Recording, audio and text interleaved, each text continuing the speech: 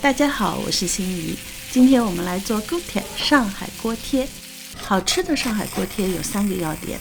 第一个，皮咬起来有一些韧劲，但不硬，而且底板又松又脆。第二个，里面的肉馅不但要鲜美，而且要清爽，这样就能和油煎的外皮达到一定的平衡，不会油上加油。第3个要点，对于很多人来说是最重要的，就是要汤汁饱满。饱满的汤汁依靠的就是肉皮冻或者是鲜汤冻，它和肉的比例是1:1，而且需要提前1天做好，放入冰箱才能凝结。这次做的是豪华版，包括了干贝、牛仔骨和鸡骨，海陆空都有了，就是为了一个鲜字。各种的鲜汤冻已经做了好多次，那具体的做法我就把它放在视频的最后。调制馅料之前，先来煮一些香料水。香料的选择，一个是个人喜欢，还有是跟肉的搭配。今天我用到牛肉，就加了一些花椒。这里不论你准备什么样的汤水，它有2个目的，一个是为了打入肉末，让它的口感更加松软，另一个就是为了去腥增香。小火煮5分钟，让它自然冷却就可以用了。锅贴的肉馅通常用的是猪肉，它的做法和生煎包的肉馅基本一致，你可以看我上一个视频，唯一的差异就是它不加酱油。今天我要把最普通的锅贴做成豪华版，所以用的是安格斯牛排，大约是400克。好吃的肉馅一定要细切粗斩，把它切成小粒之后，再粗粗的斩几刀。现在开始入味。牛肉末400克，大约是3肥7瘦，盐8克是肉质量的2%，白胡椒粉2克，糖和盐的比例加的一样，也是8克。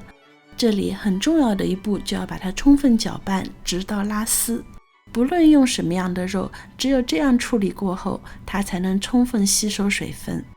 香料水的比例和汤冻最有关系，因为汤冻加的多，所以香料水用20%，80克水分几次加入并搅拌，让水分充分吸收。再加入1支蛋清，再次搅匀，开始摔打。摔打的目的是为了让肉馅吃起来更加有弹性。至于摔打的次数和你摔打的力量有关，我摔了大约30到40次，所有的肉糜都能够一并捞起，变成一团。这个时候加入400克汤冻，兜底，把它充分拌匀之后，放入冰箱冷藏1个小时以上。如果你看过我的面食101系列，我想你已经知道我们要和一个热水面团。我的铸铁锅是9寸的，做了2锅锅贴，用了中筋面粉400克，水量是面粉的50%，也就是200克。但是这200克中只有180克是沸水，其中的缘由我等一下接着说。热水面团有2个讲究，一个是烫透烫匀不粘牙，第二个面团不呆，而且要把它烫活。活的意思就是松软之中还带有一些弹性。为了达到这个目标，有3个要点。首先要取一个大容器来和面，可以是个大盆，也可以是一个大锅，或者在台面上和。第二个，浇入沸水的时候，尽量把它充分浇匀，一边浇一边再把它拌匀，然后再加入少量的冷水来帮助它快速冷却。第三，当这个面团已经不是太烫的时候，伸出你的食指，把面絮搓小搓细，水分和面粉得到了充分的结合，同时所有的面絮也被摊开，让它彻底放凉。面絮充分凉透之后，捏成团。凉透的面团里面没有水汽，所以吃起来不会粘牙，而且面筋蛋白质基本上已经被杀光，淀粉粒膨胀糊化又不互相粘连，所以咬起来是松脆的。最后撒的一些冷水，使得这个面团里有一点面筋，松软的同时也给它一点嚼劲，这个面团就活了。成团之后静置5分钟，让水和面充分结合。热水面团揉起来会比较轻松。至于揉面的时间，要谢谢一位网友的提醒，它和你的力气和揉面的技巧有关系。力气大的2-3分钟就能搞定，我自己揉了大概7-8分钟。判断的标准就是面团变得光亮润滑，颜值比较高。最后把它揉成一个圆柱形，盖好，醒面1个小时以上。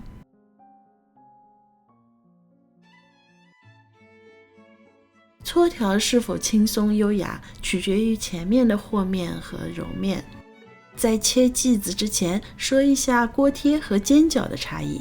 传统的煎饺类似于南方的煎馄饨，煮熟或者蒸熟的饺子吃不完，再把它煎一下，而锅贴一直就是生的，一边煎一边煮。饺子讲究的是皮薄馅大，冷水和面，皮要薄才好吃，不然会硬。煎的时候因为皮太薄，为了牢固就会加上冰花。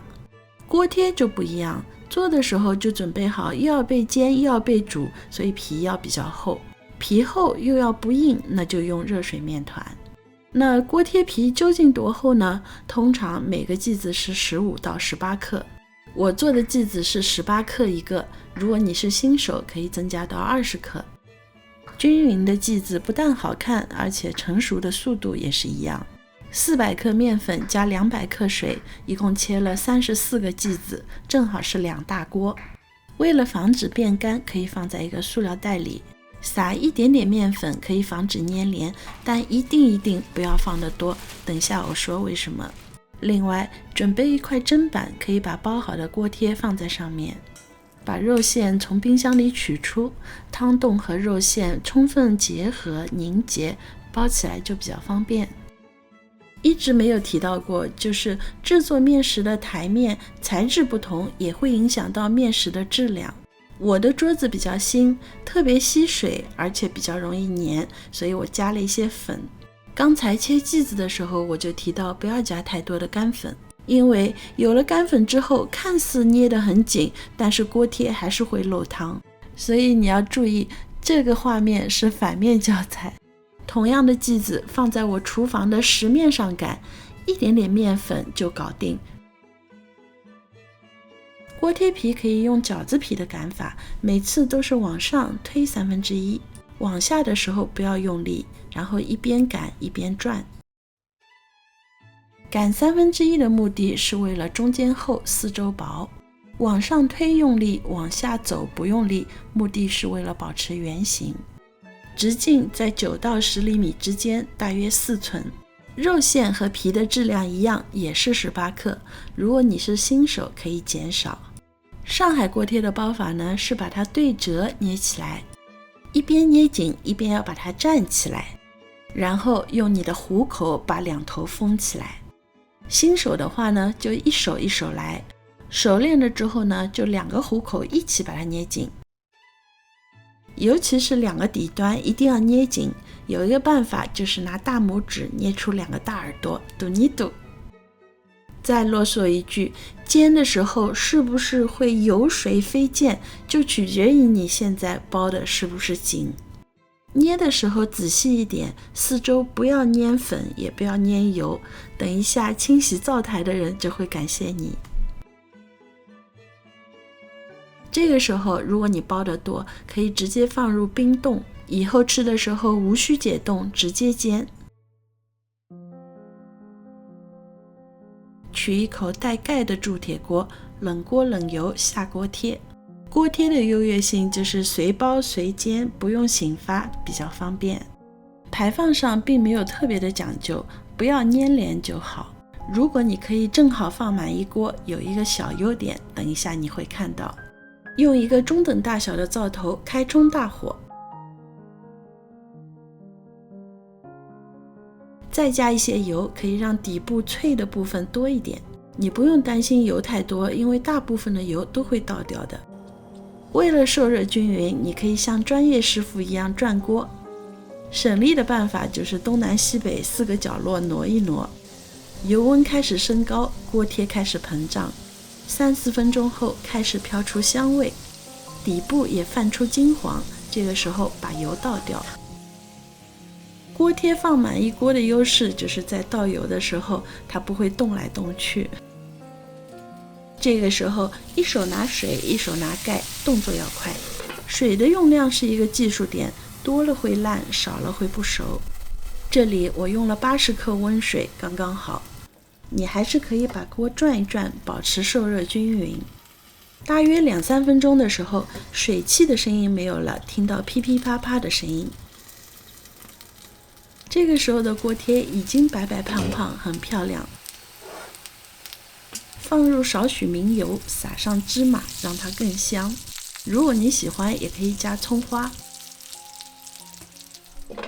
最后再均匀的煎1-2分钟，大功马上告成。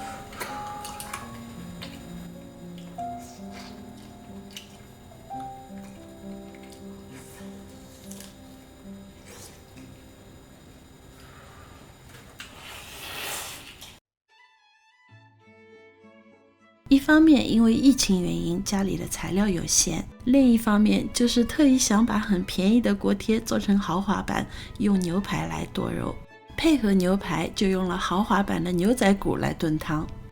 冷水浸泡了1个小时，也没有什么血水，这个肉还是很新鲜的。鸡骨架子很快的用沸水烫一下，也是为了去血水。海陆空，鸡是天上飞的，牛是地上走的。至于水里游的，传统上海菜常用的是鳝鱼骨，在海外那太难了，用的是家里最后的2颗干贝，洗净浸泡一下，也把它一起炖汤。熬制鲜汤用的都是冷水，大火煮开后捞出浮沫，再加入一些香料，今天我用的是生姜、香叶和白胡椒，开盖用中火大约炖4个小时，中间会需要补充1次沸水。今天的鲜汤里带胶质的皮比较少，所以出汤率大约是1:1，过滤出浓浓的鲜汤，第2天变成了鲜汤冻。这个时候你可以把所有的材料再放回锅里，加入冷水，煮开后炖半小时。